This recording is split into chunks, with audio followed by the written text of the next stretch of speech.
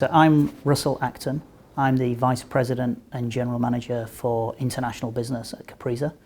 We're a VC-backed startup based out of Palo Alto with offices in Israel and London. And we bring a cloud-based transformation service which focuses around mobility and unleashing legacy assets into that mobile world. And we help do that with very little disruption, with very little cost, and at an amazing speed. So we're really helping large organizations with all that complexity fight back against startups.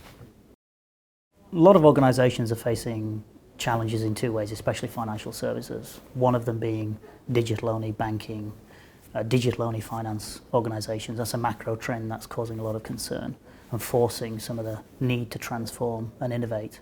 You've also got the other macro trend, which is the whole shift towards mobility, especially in banking and financial services. People are going to be using almost exclusively their mobile phones. If you take an existing financial organization, a large bank, large insurance company, something like that, they've got years and years worth of systems. Their processes are digitally encoded in those systems and have been for many years. So it feels very difficult for those organizations to respond to these new challenges and go at the speed of which some of these startups appear to be going. And I think that's one of the biggest challenges that an organization has. It's not just about setting up an innovation team or a transformation team. It's about how do you allow that to happen at the grassroots, recognizing that those assets that you have, the very systems and processes that actually define how you are, how you do business, how do you embrace those and unleash those assets so that they can be part of that transformation journey? Grassroots innovation for me, I see an awful lot of people putting in place transformation teams, innovation teams, and they, in some ways, there's a lot of frustration within those teams.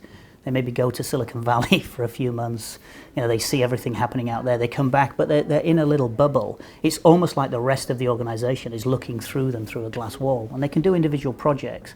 But if an organization truly wants to transform, the employees have to be empowered, almost unleashed in that transformation process, and it has to be more of a revolution from the ground up, because that's where you see most of the high impact projects when they're successful. Well, the startups, they have a distinct advantage of size. Small is the advantage. The communication is real time. Everybody's aligned around a single goal. When you're an organization with 100,000 people, 200,000 people, the communication gets very disjointed.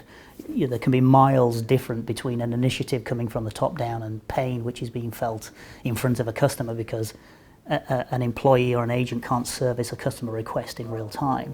So, for me, you have to get that grassroots, because they're the people who actually understand what needs to change.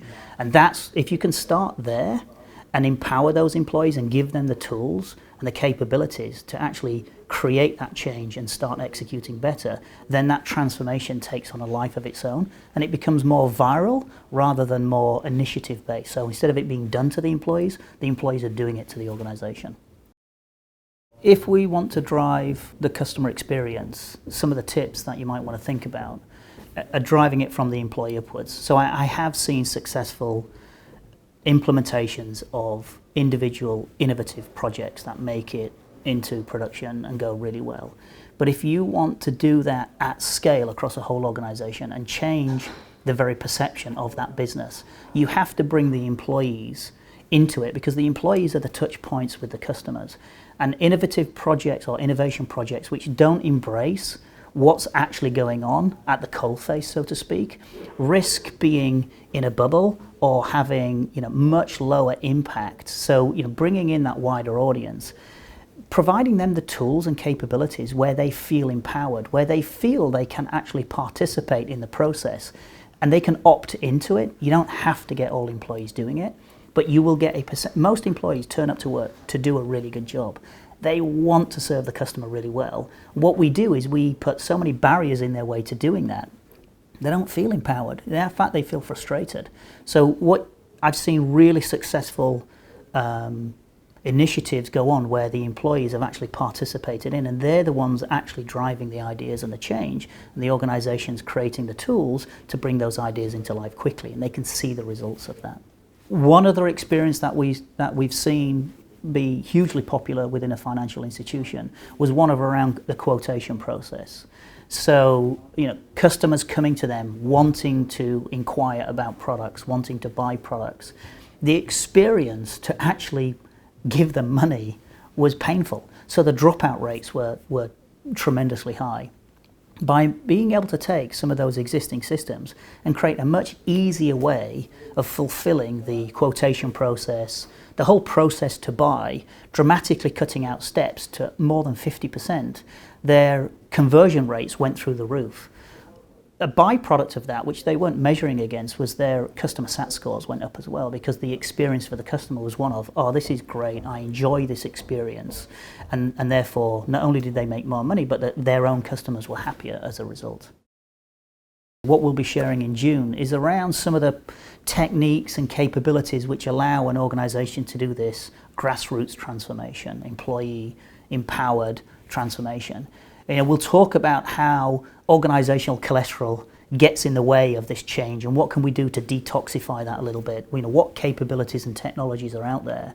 We'll talk a little bit about how Capriza are helping organizations to foster this sort of transformation, this kind of innovation, and doing it with the least amount of disruption possible, because quite often the excuse department, which is alive and well, we have to recognize it's there and be able to get round security, get round the fact that is very difficult because of regulatory environment. So if we can still feed those needs and at the same time unleash that transformation, then we're meeting all the requirements.